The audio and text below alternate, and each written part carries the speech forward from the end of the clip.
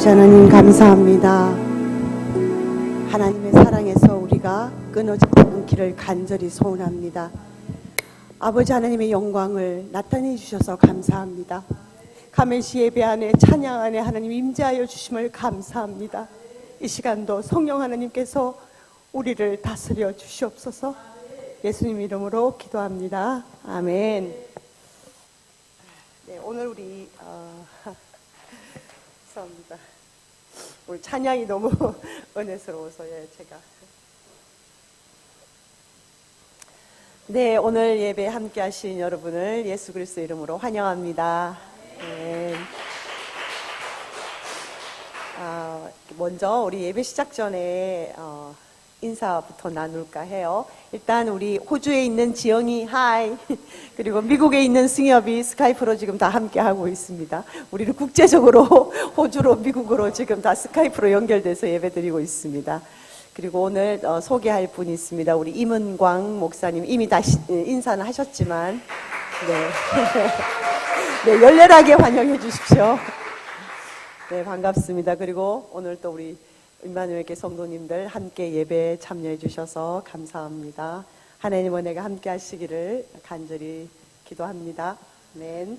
네, 오늘 우리 말씀은요, 아버지의 마음을 경험하라. 네, 아버지의 마음을 한번 우리 말씀을 통해서 경험해 보기를 원합니다. 요한복음 찾겠습니다. 요한복음 14장입니다.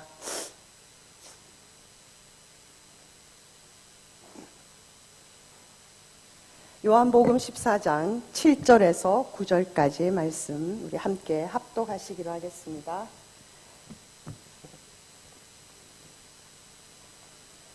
요한복음 14장 7절에서 9절 말씀입니다. 함께 합독하시겠습니다. 시작. 너희가 나를 알았더라면 내 아버지도 알았으리라. 이후에부터는 너희가 그를 알았고 또 보았느니라. 빌립이 이르되 주여 아버지를 우리에게 보여주옵소서. 그리하면 족하겠나이다. 예수께서 이르시되 빌립아 내가 이렇게 오래 너희와 함께 있으되 네가 나를 알지 못하느냐. 나를 본 자는 아버지를 보았거늘 어찌하여 아버지를 보이라 하느냐.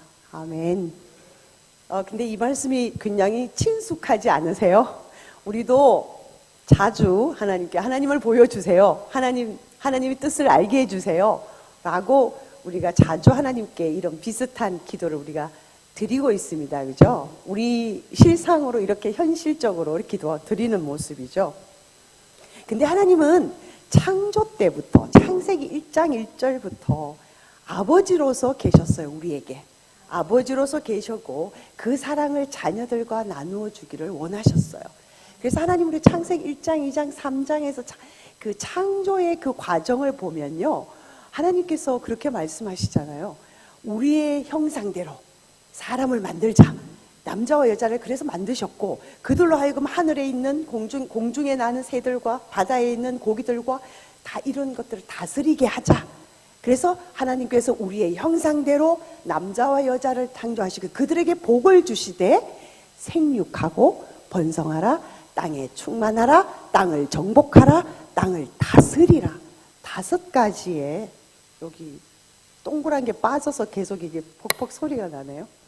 네, 그렇게 5가지의 하나님께서 축복의 명령을 주셨습니다. 이것이 아버지의 마음입니다. 계속 괜찮을까요? 이거 퍽퍽 소리 나는데요.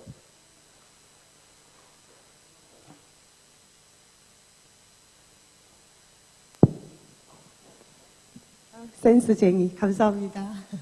네. 네, 그래서 하나님은 아버지 자신의 아버지로서 그 사랑을 우리가 경험하기를 원합니다. 그렇지 않으면 우리는 1도 하나님을 알 수가 없고 하나님을 더구나 사랑하는 것은 굉장히 불가능합니다. 우리가 누군가를 열렬히 진심으로 사랑하면 우리 안에 자유가 생겨요. 여러분들 경험해 보셨죠? 누군가를 열심히 사랑할 때는 그냥 좋아서 달려가고 만나고 이야기하고 이렇게 하게 되는 게 우리가 정상이에요.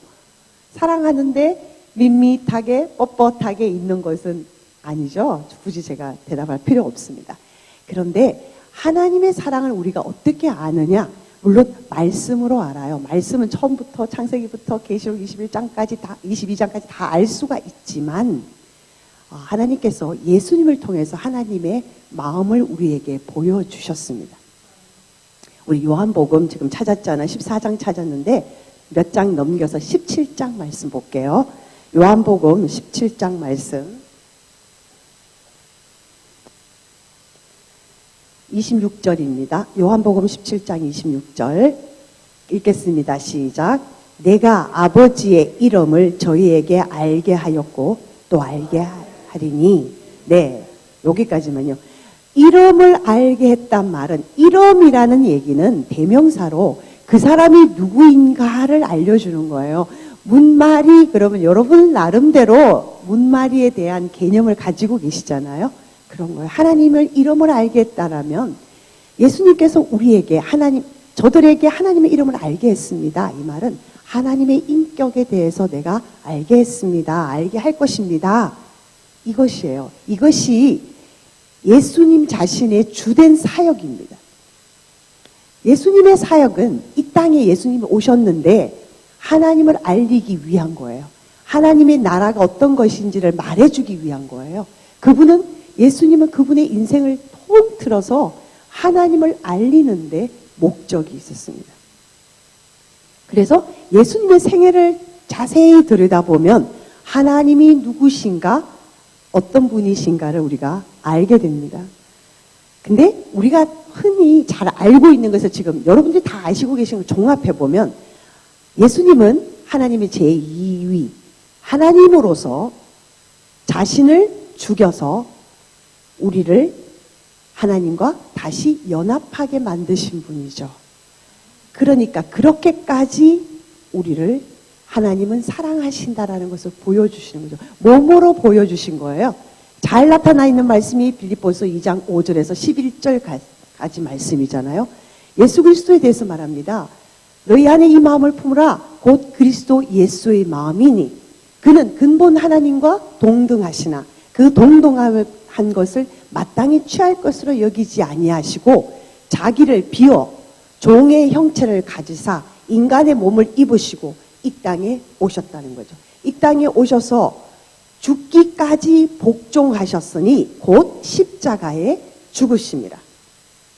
그 십자가에 죽으시고 나니까 하나님께서 그를 높이 들어 올려서, 그의 이름을 높이 들어 올려서 하늘 위에 있는 자, 땅 위에 있는 자, 땅 아래에 있는 자, 모든 자들로 하여금 예수 그리스도 이름 앞에 무릎을 꿇게 하시니라. 그분이 예수 그리스도입니다.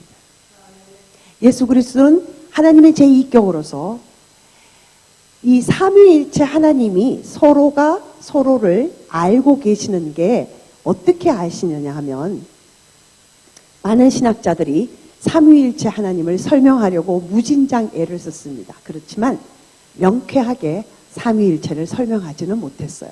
다만 비슷하게 또는 제가 생각하기에 이거는 참 설명을 잘하고 있다라는 그 설명이 뭐냐 하면 이 삼위일체 성부 하나님, 성자 예수님, 성령 하나님 이 세 분의 관계를 제가 여러분들 말씀을 드렸다시피 상호 침투, 이 세 분이 서로에게 침투에 들어가 계신다.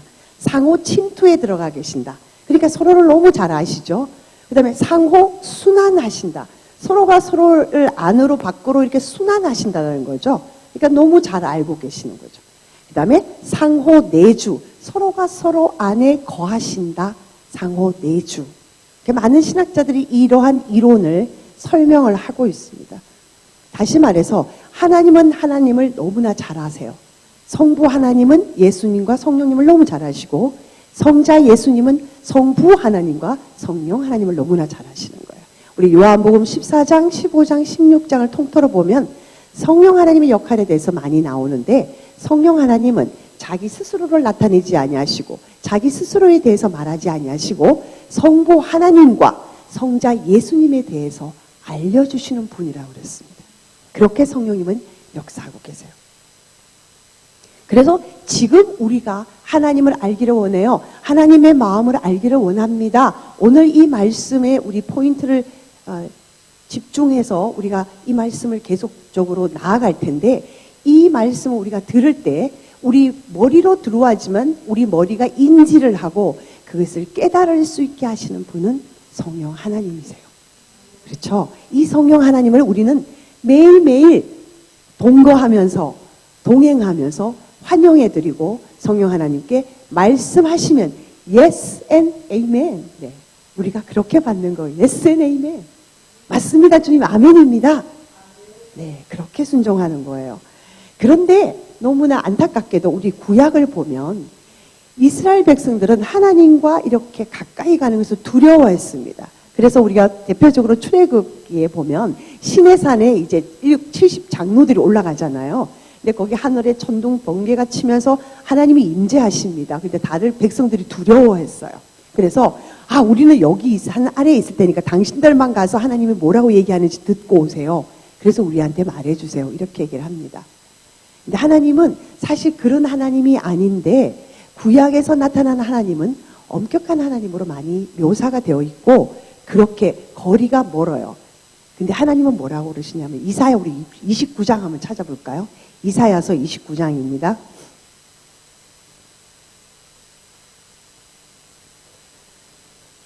네, 구약에서 말씀하시는 하나님에 대한 개념은 굉장히 능력 있고 거룩하시고 전능한 창조주시기 때문에 감히 죄인들이 가까이 갈 수 없고 정말 하나님의 어떤 임재가 있을 때는 두렵고 떠는 마음이 많았습니다. 그런데 진정한 하나님의 마음은 보면 이사야 29장 13절에서 뭐라고 얘기하시냐면 주께서 우리 다 같이 한번 합독해 볼까요? 시작. 주께서 이르시되 이 백성이 입으로는 나를 가까이 하며 입술로는 나를 공경하나 그들의 마음은 내게서 멀리 떠났나니. 네, 여기까지는요. 네, 이 말씀을 이사야에서 나오는 말씀입니다. 그런데 예수님께서 다시 마태복음 15장 8절에서 이 말씀을 인용하세요. 누구에게 말씀하시냐 하면 유대인들에게. 유대인들은 그 당시 전통, 이게 손을 씻는 습관, 더러운 건 안 먹는 거 이런 게 굉장히 유별났거든요. 그때 예수님이 이 말씀을 다시 이사야에서 말씀을 인용하셔서 마태복음 15장 8절에서 말씀하고 계십니다. 뭐냐 하면 여기 초점은 뭐예요? 너네들이 입으로는 나를 뭐 사랑하네 공경하네 하지만 실제로 마음이 떠나 있다 이걸 말씀하시는 거잖아요. 그 마음을 다시 우리 역으로 돌리면 무슨 말씀이에요? 하나님은 효진이의 마음을 원하신다죠. 하나님은 수연이의 마음을 원하시지 수연이가 입으로 막 떠들고 막 사랑해요 뭐 이렇게 하고 삶은 하나님 앞에서 그렇게 살지 않는 것을 원하지 않는다는 얘기겠죠. 제가 해석을 바로 했나요? 맞죠. 그 말씀입니다. 역으로. 그러니까 마음으로 나는 너의 마음을 원해. 이게 하나님의 마음이에요. 하나님은 우리가 뭔가를 잘못할 때 꿀밤 때리고 벌 주고 뭐 안 돼 너는 애초에 걸렸어 가 아니라 하나님은 나는 그럼에도 불구하고 너의 모습 그대로 받는 하나님이고 너의 마음을 원하는 거야. 너가 지금 어떤 상황에 있든 어떤 마음으로 이 자리에 왔든 어떤 너의 환경이 지금 엄청 어렵든 어떻든 간에 나는 너의 마음을 원한다. 다시 말해서 너와 좋은 관계, 너와 연합하기를 원한다. 이 말씀이죠. 또 예수님은 이렇게 말씀하십니다. 요한복음 17장 볼까요? 17장 23절. 그러니까 하나님은 이 예수님을 통해서 하나님의 사랑이 어떤가를 지금 계속 말씀해 주고 계시는 거예요. 요한복음 17장 23절에 자, 우리 함께 합독하시겠습니다. 시작. 곧 내가 그들 안에 있고 아버지께서 내 안에 계시어 그들로 온전함을 이루어 하나가 되게 하려 함은 아버지께서 나를 보내신 것과 또 나를 사랑하신 같이 그들도 사랑하신 것을 세상으로 알게 하려 함이로소이다. 와우. 지금 이 말씀이 여러분 이해되시죠? 이게 무슨 말씀이지? 하나님 아버지께서 나를 보내신 것과 하나님 아버지, 예수님의 말씀이에요. 하나님 아버지께서 예수님을 이 세상에 보내신 것과 또 하나님 아버지께서 예수님을 사랑하신 같이, 똑같이 이 말이에요. 똑같이 그들도, 하나님의 자녀들도 이 말이에요. 하나님의 백성들도 사랑하신 것을 세상이 알게 하려 하신다는 거예요. 그게 뭐냐면 하나님이 하나님이신 예수님을 사랑했는 그 크기로 그와 똑같이 우리를 사랑하신다는 것을 세상으로 알게 하려 하신다는 거예요. 아멘. 할렐루야. 네. 하나님이 예수님을 이만큼 사랑하시는데 그 사랑의 크기와 똑같이, 깊이도 똑같이, 너비도 똑같이 하나님은 우리 개인을 사랑하신다라고 말씀하시는 거예요. 와우, 이거 진짜 놀랍지 않으세요? 이 말씀은 그냥 귀로 들어서, 아, 그렇지, 그래, 사랑한데, 그렇다더라. 이게 아니라, 엄마야, 이렇게 나와야 돼요. 어머나, 혹은 엄마야. 이런 감탄사가 나와야 되는 거예요. 하나님은 우리를 그렇게 사랑하신대요. 예수 그리스도를 사랑하신 것과 같이. 저는 이 계시가, 이 깨달음이 우리 삶 안에, 우리 생각 속에, 우리 마음 안에 커지기를 원합니다. 아멘. 네. 그런데요, 이 사랑을 우리가 잘 몰라요. 그래서 요한 1서 4장 19절에 어떤 말씀이 있냐면, 우리가 사랑함은 그가 여기는 하나님이에요. 하나님이 먼저 우리를 사랑하셨기 때문이라. 그러니 뭐냐면 하나님이 우리를 먼저 사랑하셨기 때문에 그 사랑을 우리가 받아서 알아서 우리도 하나님을 다시 사랑합니다라고 이렇게 되돌려 드리는 거예요. 물론 크기는 그만큼 아니겠지만. 네. 그러니까 뭐냐면 하나님이 우리를 사랑하신 것을 우리가 제대로 가슴으로 알지 못하면 우리는 계속적으로 입으로만 하나님 사랑해요, 하나님 예배드리고 헌금하고 봉사하고 그렇게 된다는 거예요. 손해죠. 무진장 손해입니다, 여러분들. 네, 시간 바쳐, 정말 몸 바쳐, 물질 바쳐 여러분 하나님을 사랑한다고 하는데 정작 여러분들의 마음 안에서 하나님의 사랑이 깊이가 풀어지지 않으면 어떡해요? 안타까워서. 여러분, 우리 그런 손해보는 짓 하지 말아요. 아멘.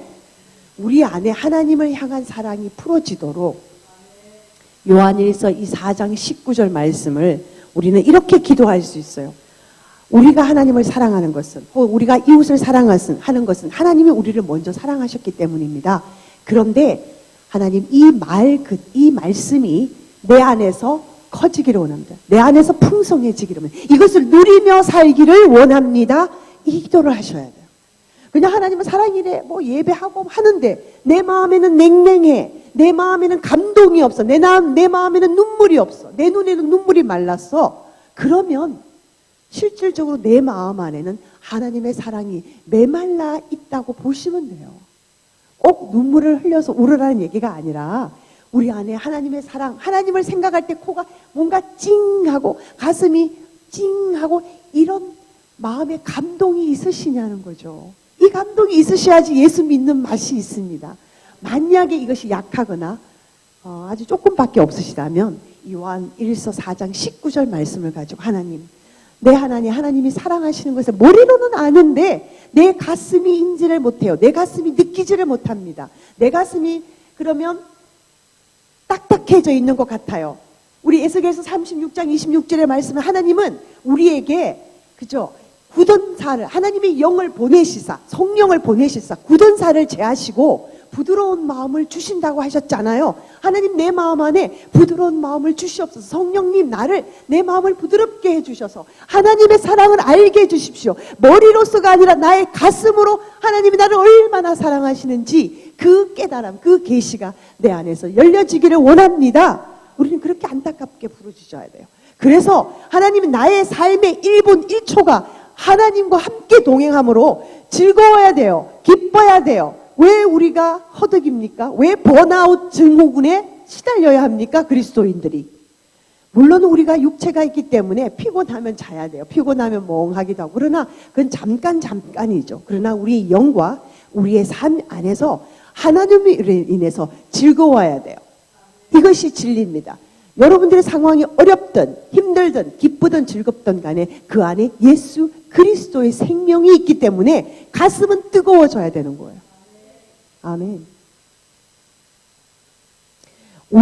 우리의 그리스도인들의 가치가 이 정도라는 거죠. 우리가 그냥 우리가 아니에요. 예원쌤은 그냥 김예원, 뭐 어떤 사람, 이런 사람이 아니에요. 하나님이 예수 그리스도를 사랑하신 것만큼, 그만큼의 사랑으로 예원쌤을 사랑하시는 거예요. 그러니까 예원쌤의 존재가 얼마나 귀하고 대단합니까? 이런 귀하고 대단한 존재를 우리는 내 옆에 많은 사람들을 두고 있을 때 그 귀한 존재를 우리는 사랑하게 되는 거예요. 왜? 하나님이 그들을 그렇게 사랑하시기 때문에. 그리고 이 말씀에서, 좀 전에 읽었던 말씀에서 온전함을 이루어, 아버지께서 내 안에 계시어 그들로 온전함을 이루어 그러는데, 이 온전함이라는 것은 흠이 하나도 없이 100% perfect하다, 이 얘기가 아니에요. 완전한 게 아니라 우리의 마음이, 방향성이 하나님을 향해 있다 이 말이에요. 하나님만 바라보는 비둘기의 눈 같다 이 말입니다. 그러니까 초점이 하나님을 향해 있어요. 그 마음을 하나님은 온전하다고 보시는 거예요. 그런데 때로는 우리가 하나님을 딱 응시하고 있다가도 뭔가 여기에 상황에 흔들리기도 하고, 사람의 말에 흔들리기도 하고, 친구의 말에 흔들리기도 하고, 무너졌다가 일어났다가 합니다. 그런데 하나님은 그런 상황 속에서도 온전하다고 보아주시는 거예요. 왜? 우리의 마음이 하나님을 향해 있기 때문에. 아멘. 이것은 굉장히 위로죠. 엄청난 위로입니다. 그래서 우리가 연약한 가운데 있더라도, 죄 가운데 있더라도 하나님은 우리를 온전하다, 아름답다 봐주시는 거예요.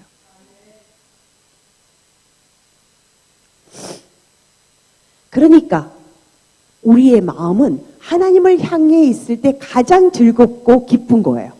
왜? 이런 하나님이 내 속에 계시기 때문에 하나님 안에는 영원한 즐거움이 있습니다. 충만함이 있습니다. 기쁨이 있습니다. 은혜가 있습니다. 자비가 있습니다. 긍휼하심이 있습니다. 하나님 안에 있는 모든 인격의 그 속성이 내가 하나님과 함께 있을 때, 동행하고 있을 때 그 하나님의 모든 아름다운 속성들이 나에게로 흘러 들어오는 거죠. 기도를 통하여, 말씀을 통하여, 아니면 묵상을 통하여 우리 대화 가운데 하나님을 찬양할 때, 찬양 가운데 이런 하나님의 속성이 우리 속으로 흘러 들어옵니다. 그러므로 우리가 하나님을 향하여 기뻐할 수 있고 우리 삶이 기뻐할 수 있는 거예요. 반면 이런 하나님을 우리가 함께 하지 않는다면 그 하나님의 속성을 어디 가서 찾을 수 있을까요? 저기 무슨 호텔에 있는 클럽에 가서 찾을 수 있을까요? 못 찾습니다. 그렇죠? 영화관에서 찾을 수 있나요? 때때로 감동적인 영화도 있기는 하지만 중요한 거는 우리가 누구에게 옆에 있는가에 따라서 그 영향을 받는 거죠. 우리 사람들도 좋은 친구가 옆에 있으면 좋은 영향 받잖아요. 그리고 나쁜 친구가 있으면 나쁜 그 꼬임에 넘어가잖아요. 우리는 사회적인 동물입니다. 그죠? 사람은 사회적인 동물이에요. 영향을 받게 되어 있습니다. 하나님은 그래서 연합한 공동체를 말씀하신 이유가 우리는 사람은 혼자 살아가지 않아요. 공동체 안에서 살아갑니다. 하나님은 공동체의 영향을 받기 때문에 우리가 하나님의 영향을 받기를 원하시는 거예요. 하나님은 즐거움 그 자체시잖아요. 기쁨 그 자체시고, 사랑 그 자체시고, 긍휼 자체시고, 인애, 놀라운 은혜가 너무나 많으시죠, 하나님. 하나님의 이름은 성경에서 찾으면, 저는 안 찾아봤어요. 통계에 따르면 300개라 그래요. 그 이름이라는 것은 아까 인격이란 말을 했죠. 인격, 자비, 인애, 긍휼, 이런 명사로 300개 가까이가 된대요. 이런 하나님을 우리가 누리면 여러분들이 어떤 상황에 어려움이 있어도 여러분들 즐거운 거예요. 그럼 되는 거잖아요. 고난이 있어도 행복한 거예요. 고난이 있어도 소망이 있는 겁니다. 좌절 가운데서도 기뻐할 수 있는 것. 이것이 자녀들이 누리는 특권입니다. 아멘. 하나님의 자녀들은 이것을 누릴 수 있는 거죠. 그러니까 하나님은 우리가 완전한 모습으로 나중에 천국에서 우리가 성도의 완전한 모습으로 그 모습을 변해 있는 우리의 모습을 사랑하시는 게 아니라 지금 엎치락 뒤치락 하면서 일어났다가 누웠다가 일어났다가 경상도 버전으로 자빠졌다가 이렇게 하는 그 여정 가운데 하나님이 나와 함께 하시며 하나님은 그런 나를 기뻐하신단 말이에요. 그러니까 여러분들 왜 걱정합니까? 왜 슬퍼합니까? 왜 고민합니까? 물론 우리가 가끔씩 화도 나고 성질을 내고 해요. 그러나 그것이 오래 가면 안 되겠죠. 빨리빨리 우리는 영적으로 회복이 돼야 합니다. 하나님 때문에. 네. 왜냐하면 하나님은 우리가 이렇게 연약함을 아신다고 그랬거든요. 우리의 연약함을 아시기 때문에. 왜? 이사야 53장에서도 우리의 그 연약함을 다 예수님이 다 담당하셨잖아요. 질고를 맡으셨잖아요. 채찍에 맞으셨잖아요. 그러므로 우리는 이제 누리며 가면 됩니다. 단 주님과 함께, 주님 안에서. 그런데 문제는 이제 그리스도인들한테 문제가 있어요. 뭐냐면 그리스도인들 안에는 수치심이 많아요. 수치심. 나는 부끄러워하는 게 없는데요. 없는 것 같지만 우리 안에는 굉장히 수치심이 도사리고 있습니다. 왜? 내가 알든 모르든. 그것은 우리가 창세기에 보면 이제 창세기 3장에서 인간 타락이 나오잖아요. 창세기에서 하나님이 이제 아담과 하와가 죄를 범죄하고 난 다음에 나무 뒤에 가서 숨었어요. 그래서 창세기 9장에 보면 하나님이 아담아 너 어디 있느냐 물어봐요. 그러니까 아담이 내가 벗었으므로 두려워하여 숨었나이다. 3장 10절에서 이렇게 얘기합니다. 그때 두려워하여 숨었나이다. 내가 벗었으므로 수치심이에요. 쉽게 말하면 그전에도 아담 하와는 발가벗고 있었죠. 에덴 동산에서. 그런데 하나님과의 관계가 연합에서 깨어짐으로 수치심이 발동이 되는 거예요. 가장 인간의 기본적인 그 감정이 수치심이래요. 수치심이 올라온 거예요. 벗었는 걸 본 거예요. 그래서 나뭇잎으로 가렸죠. 그리고 그들이 그 다음에 수치심 다음에 어떠냐? 이 수치심 다음에는 두려움으로 가는 거예요. 이 수치심을 커버하기 위해서 우리는 많은 노력을 하는데 그것이 결국은 두려움으로 이게 거의 동전의 양면처럼 발전하는 거예요. 그래서 이 말씀에도 보면 내가 벗었으므로 두려워하여 숨었나이다.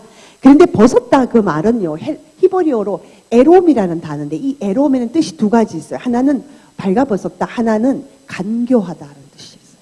그게 다시 말하면 뭐냐면 이 아담이 하나님과 연합해 있을 때는 영적으로 아주 순수했습니다. 그래서 하나님과 연합해 있었는데 하나님과 이 연합이 떨어지자마자 이 간교함으로 인해서 이 영혼이 더러워진 거죠. 그래서 순수성을 잃어버렸습니다. 하나님과 이렇게 멀어지는 거로. 동일한 원리입니다. 지금도 우리가 여전히 아직도 회복돼야 될 우리의 그 자아가 남아있지만 여전히 우리의 본성이 남아있지만 그러나 예수 그리스도로 말미암아 우리가 하나님을 계속 누리고 갈 수 있는데 혹시라도 우리 안에 수치심이라는 게 있으면 그것이 두려움으로 가게 되고 그 두려움을 커버하기 위해서 다시 말해서 감추기 위해서 우리는 더 많은 것들을 하게 되는 거예요. 죄를 범하게 됩니다. 그래서 우리 안에 수치심이 있을 때 우리가 하나님을 즐거워하지 못할 때 어떻게 발전이 되냐면 그 다음에는 그게 두려워서 다른 사람에게 나는 너무 즐거워 행복한 걸 보여주기 위해서 우리는 행복을 쫓아갑니다. 그것이 돈일 수도 있고 명예일 수도 있고 섹스일 수도 있고 여러 가지 하나님으로부터 채워지지 않는 공간을 이러한 사단이 주는 즐거움으로 채우려고 하는 우리의 마음이 발동됩니다. 이것이 우리 그리스도인들한테 수치심이 굉장히 깊게 자리 잡고 있기 때문이라는 거죠. 하나님과 연합하지 않을 때 반드시 수치심은 따라오게 되어 있습니다. 그러므로 그런 상황 하에서도 우리가 죄 가운데 있다 할지라도 하나님은 나를 있는 모습 그대로 받아주신다라는 그 하나님에 대한 마음이 그게 하나님의 마음이라는 것을 우리가 아는 것이 굉장히 중요합니다. 왜냐하면요, 로마서 8장 15절에도 우리가 종의 영을 받지 아니하고 양자의 영을 받았다 그랬잖아요. 다시 우리가 양자 되었어요. 그래서 우리를 하나님을 아바 아버지 혹은 아빠 아버지라고 부를 수 있다 그랬거든요. 그리고 히브리서 4장 16절은 우리가 때를 따라 돕는 은혜를 받기 위하여 담대히 보좌 앞에 나아간다 그랬잖아요. 자녀만이 갈 수 있는 거죠. 종은 못 가요. 자녀기 때문에 특권입니다. 그 외에도 우리가 너무나 많은 말씀 속에서 그 누가복음에서 보면은 이런 양 비유가 나오잖아요. 이런 양 비유가 한 마리 양을 잃어버리니까 그 목자가 99양을 그냥 그 우리에 두고 한 양을 찾으러 가잖아요. 그래서 찾아서 기뻐 돌아온다 이런 말씀도 있고 우리 또 마태복음 25장에 탕자 비유가 있잖아요. 그죠? 달란트 비유죠. 열처녀 비유와 달란트 비유네요. 죄송합니다. 마태복음에도 이런 양의 비유가 나옵니다. 마태, 마가, 누가 동일하게 나오는 말씀인데, 그 다음에 이제 탕자 비유가 나오죠. 그 잃어버린 탕자가 멀리서 지금 돌아올 때, 아버지는 계속 기다리고 있으시잖아요. 그런데 계속 매일마다 나가서 아버지가 기다립니다. 자, 그래서 누가복음 15장에 탕자 비유를 보면, 내가 일어나 아버지께 가서 이러기를, 아버지, 내가 하늘과 아버지께 죄를 지었사오니 지금부터는 아버지의 아들이라 일컬음을 감당하지 못하겠나이다. 나를 품꾼의 하나로 써주소서. 이렇게 지금 탕자가 생각을 하고 이제 일어나서 아버지께로 돌아가게 됩니다. 그런데 아직도 거리가 먼데 아버지가 그를 보고 측은히 여겨 달려가 목을 안고 입을 맞추었습니다. 하나님은 누가복음 15장에서도 이렇게 돌아온 탕자에 대한 비유를 하시는데, 여기에 포인트는 탕자니 아니면 큰아들이 뭘 잘했니 못했니 이 개념보다는 하나님의 아버지의 마음을 보여주시기를 원해요. 우리를 향한 하나님의 마음이 어떤가를 이 비유를 통해서 보여주시기를 원했습니다. 그리고 하나님은 탕자가 회개하는 그 즉시 기뻐하시면서 그의 손에 손가락지를 끼워줍니다. 이 가락지는 자녀에게 주는 거죠. 그래서 바로 그날 동시에 자녀가 됩니다. 우리 이 말씀을 본 탕자의 비유를 통해서 하나님은 이 돌아온 자녀를 얼마나 기뻐하시는지, 그리고 그를 얼마나 애틋하게 이뻐하시는지, 목을 끌어안고 입을 맞추고 그 들어온 옷도 안 벗기고 그대로 끌어안고 살진 송아리를 잡아서 맛있게 먹게 하고 손에 가락지를 끼우고 이렇게 나의 잃었던 아들이 돌아왔다라고 잔치를 베푸는 아버지의 마음입니다. 이것이 하나님의 우리의 모습을 그대로 받으신다라는 증거죠.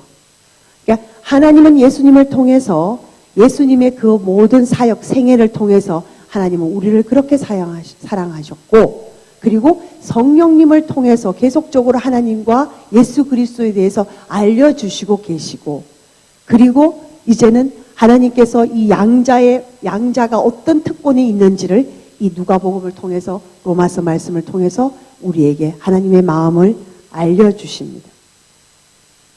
그러면 오늘 우리 말씀에 보면 이제 우리는 하나님의 마음을 모른다고 할 수가 없는 거예요. 그렇죠? 하나님의 마음을 모른다고 할 수 없어요.